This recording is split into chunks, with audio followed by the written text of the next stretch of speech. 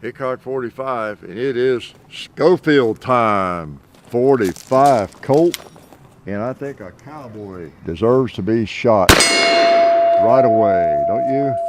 And maybe a little pot smoked, like right here. Took an edge off. How about another little pot smoke in there? And a little bowling. Woo! Well, a strike. Do I have another round? No. Yep, I did load 6, which I don't normally do. But yes, it's Schofield time, Cimarron Schofield, 5-inch. This is a little bit of a different animal. You might have seen it on a Sunday morning video a couple weeks ago or a few weeks ago. And I've always been attracted to these shorter Schofield revolvers. You know, I have my other one, mine out here, and the full long barrel, which I've had for several years. You've seen it a few times, you better have. And but this is the 5-inch model, sometimes referred to as a Wells Fargo model. And you might know why. If not, I'll probably tell you. All right, so let's get that brass out. Okay, and yeah, this endeavor. And I might even shoot this again. You think? Yeah, I think it'd be a good idea, don't you? This is it's not called the Wells Fargo model. I think maybe there have been some 5-inch versions that have been produced by Italian makers and Cimarron or Uberti, Taylor's and Co. I don't know, that have been actually called that. And the reason is, if you don't know, that the Schofield was adopted by the U.S. military back, what was it, 1875, along in there, and bought quite a few of them. Yeah, I don't know, 25,000, 50,000. It wasn't in as big a numbers as the 45 or the Colt single action Army, but it's quite a few. And a chambered to 45 Schofield round, 45 Smith & Wesson, 45 Schofield round, a little bit shorter than the Colt 45 Colt round. And well, anyway, there were issues with it in terms of the ammo mix-ups and all that kind of thing, and they finally settled on just the 45, the Colt single action Army, and eventually, and they sold a bunch of those to Wells Fargo, okay, like this, and Wells Fargo cut the barrels down to 5 inches for their agents and whoever guards to carry. Okay, so that's why it's called the Wells Fargo, and I think they imprinted Wells Fargo, on them. And if you find one of those, it's an actual, Smith & Wesson Wells Fargo model. It's not fake; it's a real one. It's probably pretty valuable. Okay, so this one says U.S. on. No, this is a replica, Italian replica, Cimarron. So they don't call this a Wells Fargo model, but it's that configuration. I believe they were 5-inch.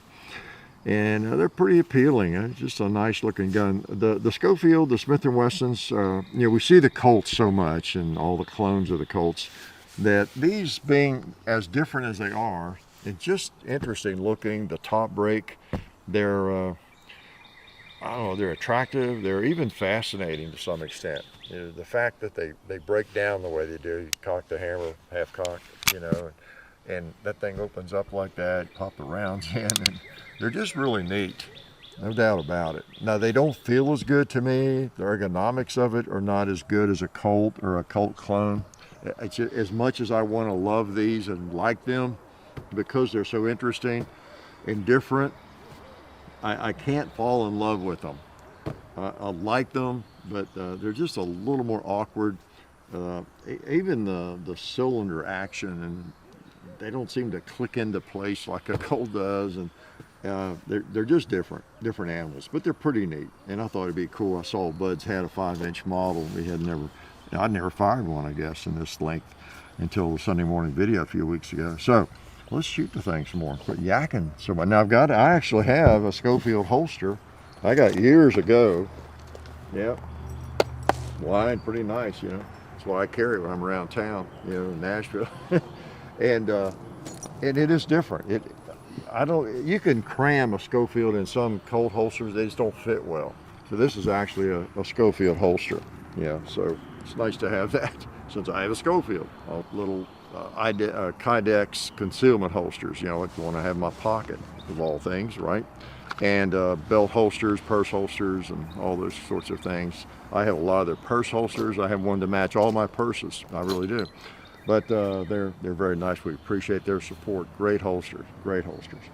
So, shall I shoot it? Let's shoot it some more. Okay. Now, one thing I want to mention about this one is it has really tight tolerances. You might have noticed in the Sunday morning video. I don't recall everything that happened in that video, but I remember it kind of locked up a little bit on me with certain ammo. It has really tight tolerances, or the chambers are just a little bit shorter than this one.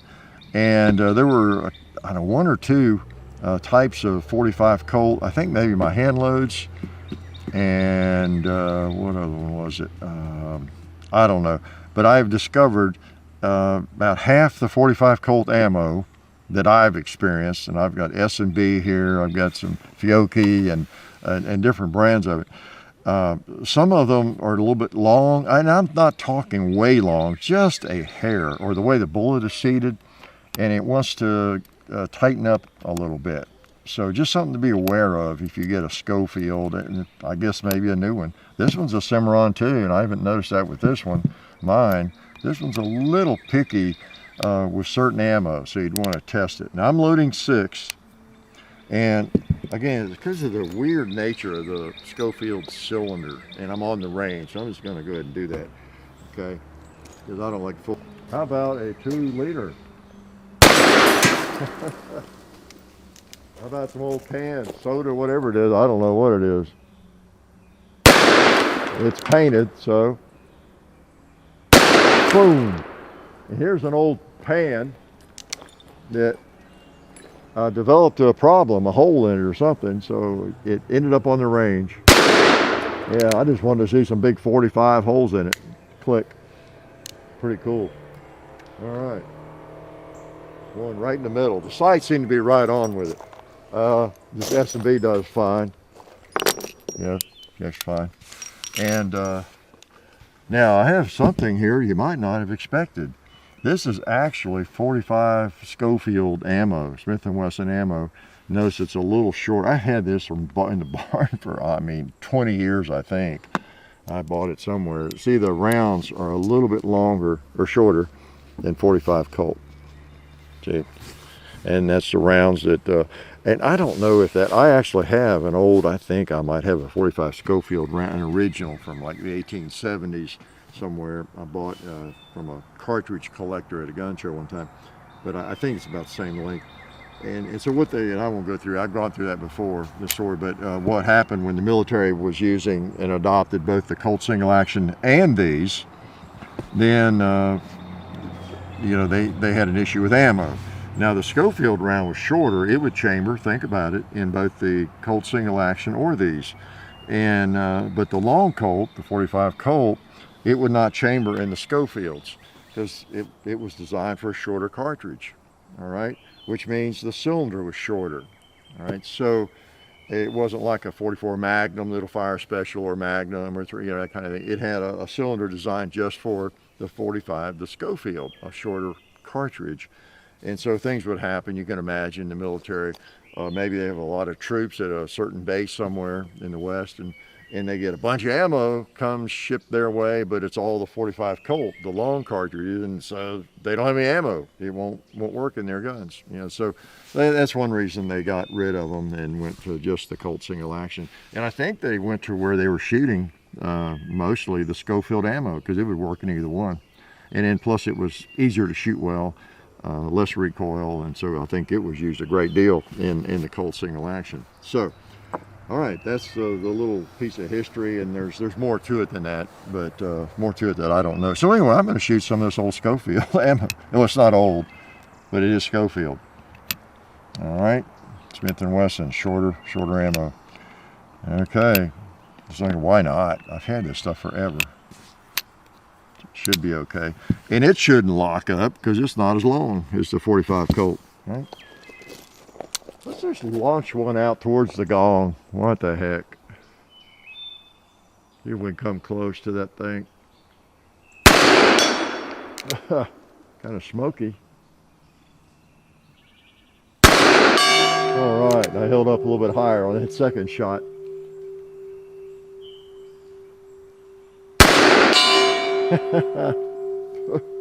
Kind of like shooting 44 special. That's nice. See about a 2 liter right there. Woo, doggies. How about a buffalo over there, a bison?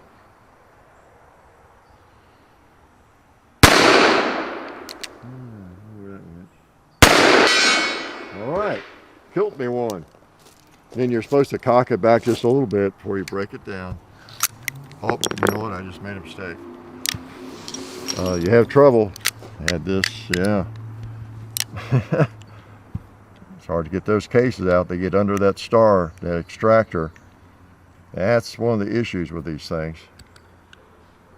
It really is.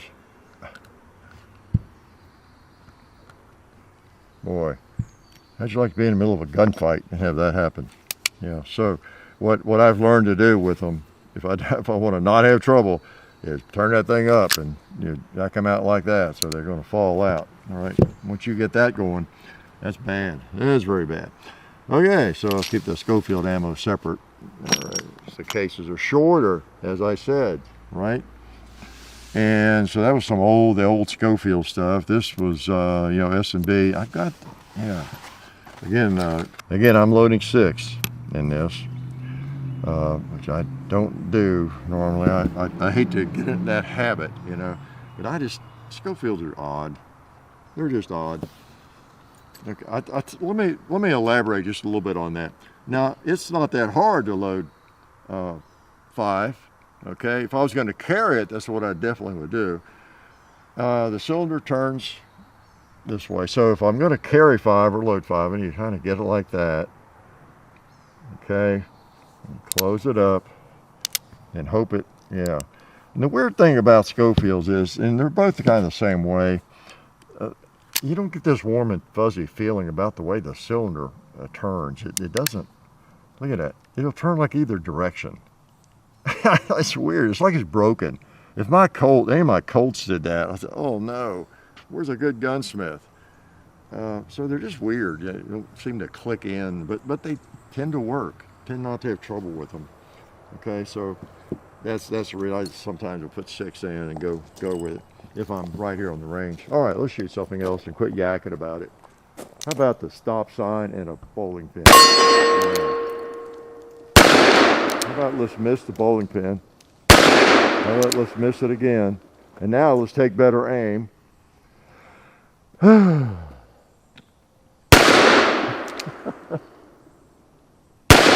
we go. It's easy to miss. Easy to miss. Click. I was empty. You knew that, didn't you? All right. Pretty cool. Yep. Let's shoot some more of those. Shoot another 6 rounds of that. Okay. And again, that's Fiocchi. That's their, cowboy action lid around those. Okay. Cowboy action. Ooh, careful. I don't want that star, those rounds under that star. That's not what we want. So, I don't know what else to tell you about that. I think they run, I forgot the price now. They're not cheap. They are thinking around $800. Check, the website, but none of these cowboy firearms, whether it's lever guns or Colts.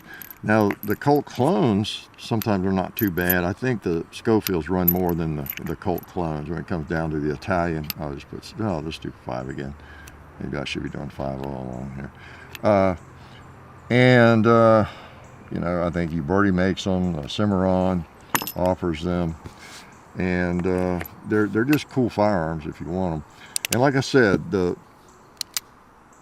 that's going to work. Okay, the tolerances on this particular firearm are pretty tight, and you want to, if you're going to order one of these, from whoever, I would not run out while it's being shipped or it's at your FFL waiting for you and buy 2,000 rounds of 45 Colt in anticipation of getting your 45 so you can go shoot a lot.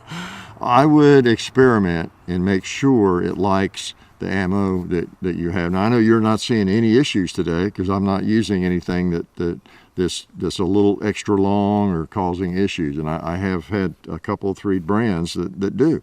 Okay, and I tell you the truth, I forget, my hand loads sometimes do it.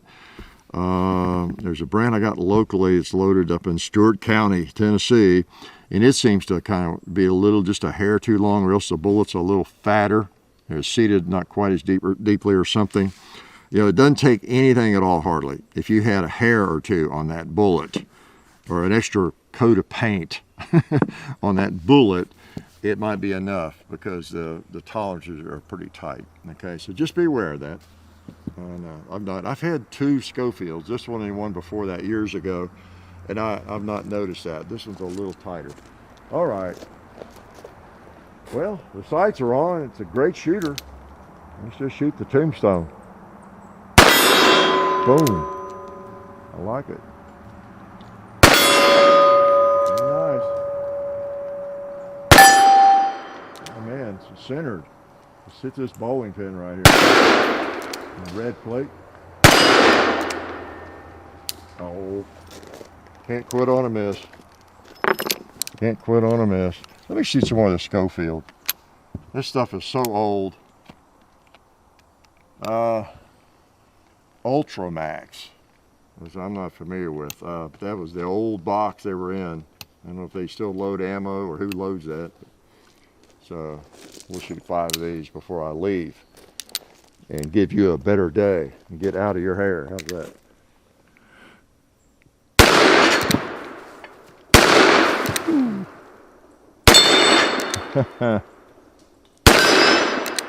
Cowboy, you need another bullet.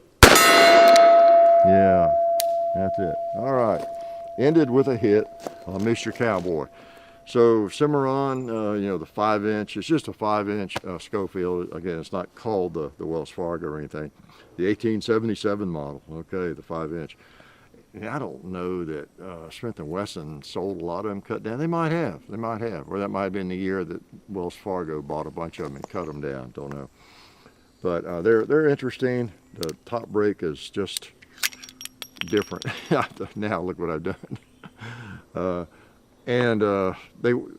reason the top break is not more popular, and it was not something that went on into the later part of the 1800s, 1900s, that most of what you see, the firearms, the different types are like the Colt single action, was that it's not as strong.